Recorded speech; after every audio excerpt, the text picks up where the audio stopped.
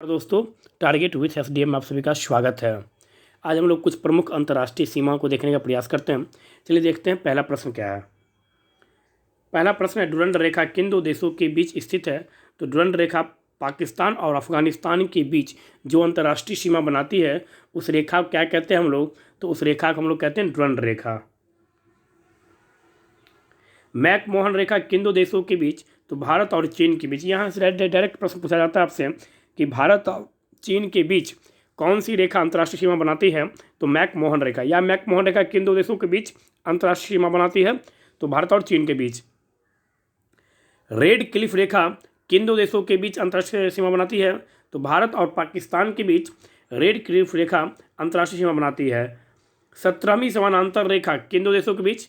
तो उत्तरी वियतनाम तथा दक्षिणी वियतनाम के बीच 17वीं समानांतर रेखा अंतर्राष्ट्रीय सीमा बनाती है।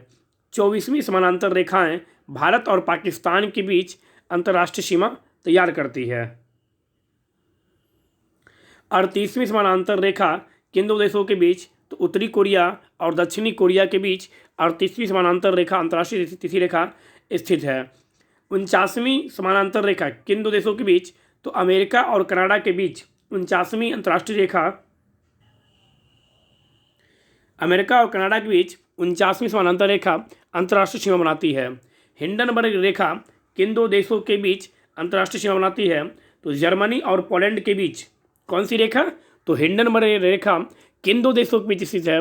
तो हिंडनबर्ग रेखा जर्मनी और पोलैंड के बीच स्थित है।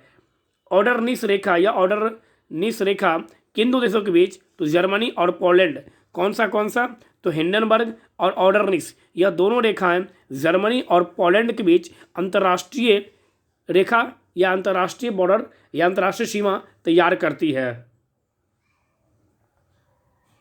मैगिनोट रेखा किन देशों के बीच? तो मैगिनोट रेखा जर्मनी और फ्रांस के बीच, और सीजफायर रेखा जर्मनी और फ्रांस के बीच। सीजफायर रेखा किन दो देशों के बीच? तो जर्मनी और फ्रांस। और मैगिनोट रेखा किन दो देशों के बीच? तो जर्मनी और फ्रांस। चलिए चलते हैं नेक्स्ट प्रश्न की ओर। नेक्स्ट प्रश्न है, धरनी वेब पोर्टल किस राज्य के द्वारा शुरू किया गया? धरनी वेब पोर्टल, आपको यह बताना है कि यह किस राज्य के मुख्यमंत्री हैं, और जिस राज्य की यह मुख्यमंत्री हैं इसी राज्य के द्वारा धरनी वेब पोर्टल को शुरू किया गया है। चलिए चलते हैं नेक्स्ट, धरनी वेब पोर्टल के बारे में समझने का प्रयास करते क्या है यह। हाल ही में तेलंगाना के मुख्यमंत्री ने भूमि और संपत्ति पंजीकरण के लिए धरनी वेब पोर्टल लॉन्च किया है। तो धरनी वेब पोर्टल किसने लॉन्च किया? तेलंगाना सरकार ने। किससे संबंधित है? तो भूमि और संपत्ति के रजिस्ट्रेशन से, मतलब क्या पंजीकरण से यह संबंधित है। इस वेब पोर्टल के माध्यम से पंजीकरण और म्यूटेशन सहित सभी संपत्ति लेन देन का ब्यौरा करेगी। इस वेब पोर्टल के माध्यम से क्या किया जाएगा? तो संपत्ति का पंजीकरण किया जाएगा, म्यूटेशन सहित सभी ब्यौरा, लेन देन का सभी ब्यौरा संपत्ति का इस वेब पोर्टल में रखा जाएगा। धरनी वेब पोर्टल एक धरनी वन स्टॉप पोर्टल है। धरनी वेब पोर्टल एक वन स्टॉप पोर्टल है। भूमि और संपत्ति से संबंधित जानकारी को ऑनलाइन स्टोर किया जाएगा। भूमि और संपत्ति संबंधित जो जानकारियां होगी उसे ऑनलाइन स्टोर किया जाएगा धरनी वेब पोर्टल के माध्यम से। अब हम लोग थोड़ा सा देख लेते तेलंगाना के बारे में। तो तेलंगाना की राजधानी हो गई कहाँ? हैदराबाद। और आंध्र प्रदेश की राजधानी जब पूछे तो आंध्र प्रदेश की राजधानी हो गई आपको अमरावती। यह भी आप याद रखिएगा। तेलंगाना नामक नया राज्य का स्थापना कब हुआ था? तो 2 जून 2014 को तेलंगाना नामक नया राज्य का स्थापना। किस राज्य से अलग होकर? तो तेलंगाना जो राज्य बना था या एपी का मतलब क्या? आंध्र प्रदेश से अलग होकर यह राज्य बना था। आंध्र प्रदेश समुद्र से लगा हुआ राज्य है, लेकिन तेलंगाना समुद्र से लगा हुआ राज्य नहीं है। आप यह भी याद यहाँ से रख सकते हैं। तेलंगाना के राज्यपाल कौन है? तो तमिल साई सौंदरराजन, जो तेलंगाना के वर्तमान राज्यपाल हैं। और तेलंगाना के मुख्यमंत्री कौन है? तो तेलंगाना के मुख्यमंत्री हैं के चंद्रशेखर राव। तो वह जो फोटो था वह किन का फोटो हो सकता है? तो वह के चंद्रशेखर राव का पिक था। नेक्स्ट, उच्च न्यायालय। तेलंगाना का उच्च न्यायालय कहाँ है? तो तेलंगाना का उच्च न्यायालय हैदराबाद है। और हैदराबाद किस नदी किनारे स्थित है? तो हैदराबाद मूसी नदी के तट पर स्थित है।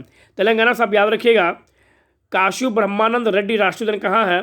तो तेलंगाना में। महावीर हरीना वन स्थली कहाँ है? तो तेलंगाना में। और मुर्गावानी यह बहुत पूछता है। मुर्गावानी राष्ट्रीय उद्यान कहाँ है? तो मुर्गावानी राष्ट्रीय उद्यान भी तेलंगाना में है। आप यहाँ से यह भी याद रख सकते हैं। तो आज हम लोग कुछ महत्वपूर्ण प्रश्नों को देखने का प्रयास किए, और यह अंतर्राष्ट्रीय तिथि रेखा तो अधिकांशतः एग्जाम में आपसे सीधा पूछ ही लिया जाता है, तो आप याद रखिएगा। यहाँ से तेलंगाना सब याद रखिएगा। जब वाइल्ड लाइफ सेंचुरी पूछे तो आप बता सकते हैं प्राणहिता वाइल्ड लाइफ सेंचुरी कहाँ है? तो Pranhita wildlife sanctuary Telangana में है। और किन्नेर सानी कौन सा? तो किन्नेर सानी वाइल्ड लाइफ सेंचुरी, किन्नेर सानी वाइल्ड लाइफ सेंचुरी कहाँ है? तो यह भी तेलंगाना में है। तो इस प्रकार से हम लोग कुछ महत्वपूर्ण प्रश्नों को देखें। धन्यवाद।